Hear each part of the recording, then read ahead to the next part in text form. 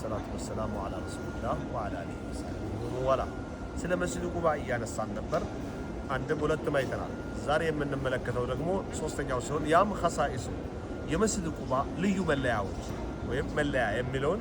ነው የምንመለከተው የመጀመሪያው አወሉ መስጂድን ኡሲሰ ዐለ ተቅዋ በአላህ ፍርሃት ከተመሰረቱ መስጂዶች የመጀመሪያው መስጂድ ማለት መስጂዱ ቁባ ነው ለአላህ ተብሎ በኢኽላስ ከአላህ ለመገናኘት አላህን ለማክበር አላህን ለማተለቅ ተብሎ የተገነባ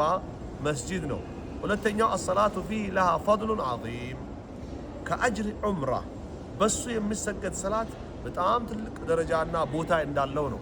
ልክ የዑምራ ደረጃ እንደሚያስገኝም ነው ረሱል አለይሂ ሰላቱ ወሰለም የገለጹት ማለት ነው ሌላው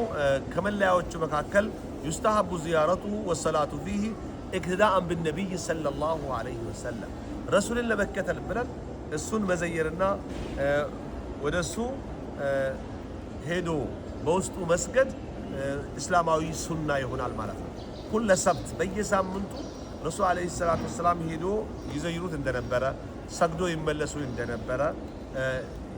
መረጃው ያሳያል ረሱል ሰለላሁ ዐለይሂ ወሰለም ተግባር ያመላክታል እና ፈድሉን በተመለከተ